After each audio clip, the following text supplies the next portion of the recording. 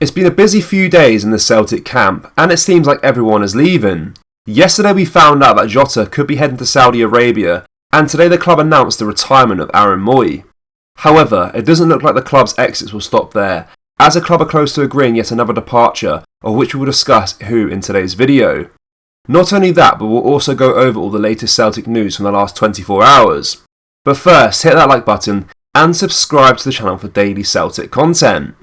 Australian forward Marco Tilio couldn't hide his delight after signing a 5-year deal with Celtic, after speaking to the in-house media for the first time since penning his contract.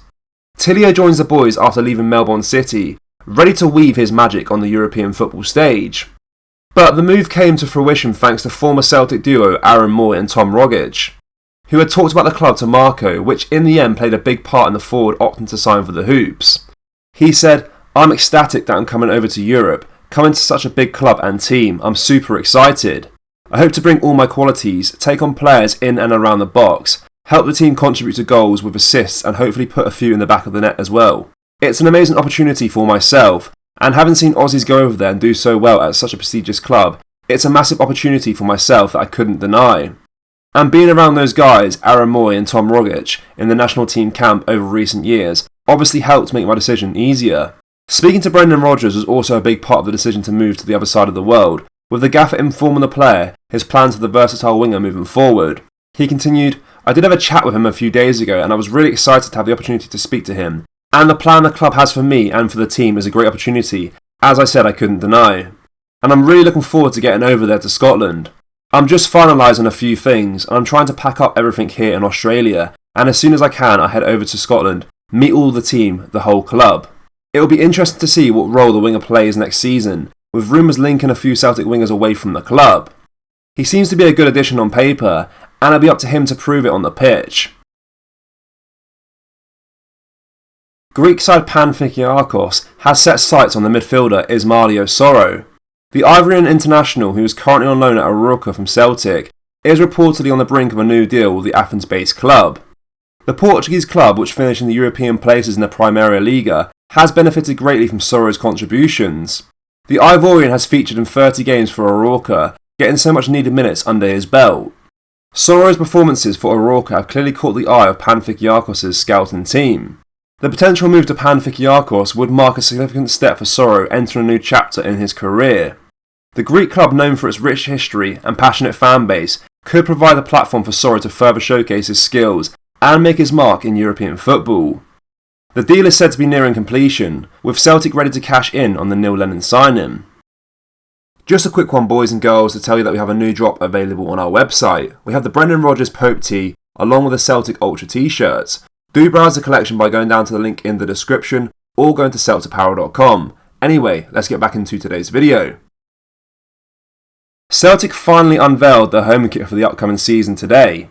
The official reveal follows the teasing glimpse the club offered fans on Monday, but fans were made to wait until 10:30 on Friday for the official reveal after a flurry of activity on Celtic's official channels, including Aaron Moy's retirement announcement and the SPFL's release of next season's fixtures.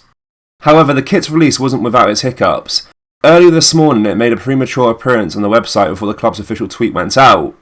The newly released kit, boasting a unique stained glass effect on the iconic green hoops and black Adidas branding, has elicited and varied response from the fan base. Some supporters appear less than enthusiastic with the kit, just not for them. Opinions seem divided on the style variations. The short sleeve version of the kit is finding more favour among the fans than its long sleeve counterpart. There's a general consensus that Adidas have attempted something innovative with the design, but whether it has paid off is debatable.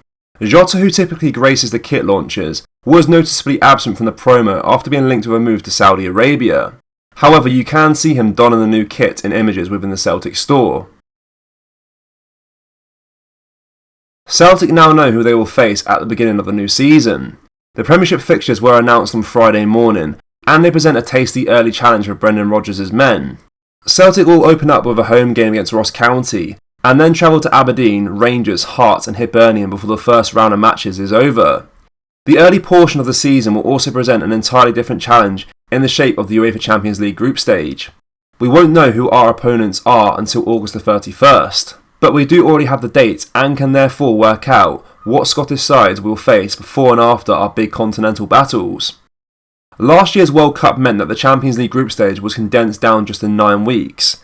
This year it's back to normal and will be spread over a total of 13 weeks. The schedule is as follows: Matchday 1, 19th, 20th September. Matchday 2, 3rd, 4th October. Matchday 3, 24, 25th October. Matchday 4, 7th to 8th November. Matchday 5, 28th to 29th of November.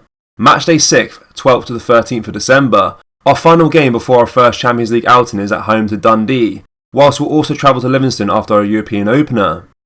We will be away to Motherwell prior to our Matchday 2 clash, with Kilmarnock visiting Celtic Park in the days after. The end of October should be pretty tasty. We're due to go to Hearts on the 21st of October, and hit Burnley a week later. Our third Champions League clash will be in the middle of those two. Ross County away and Aberdeen at home will surround our fourth Champions League fixture. We'll host Motherwell before Matchday 5, and then travel to St Johnstone in the days after it. And we'll be back at Kilmarnock before our final Champions League group stage game, with Hearts to come at home afterwards. The real one that stands out in terms of toughness is that late October run, but we will have to wait and see who comes up in the big Champions League draw and when we face them. Celtic FC women have been drawn into Group 4 for the first round of the UEFA Women's Champions League. The announcement has sparked excitement among Celtic fans, with anticipation to the tournament building. The Scottish side will kick off their campaign against Danish side Brøndby on September the 6th.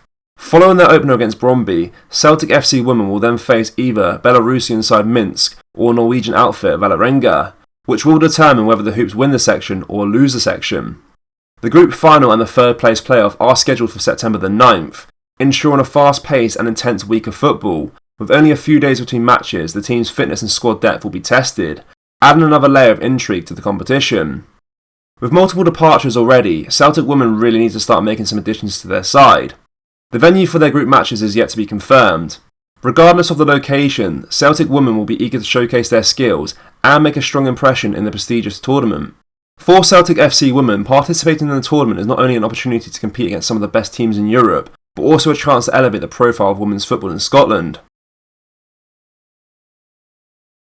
Celtic fans, what do you make of Soro, and are you surprised it didn't really work out for him despite being a standout player in the COVID season? Let me know your thoughts down in the comment section below.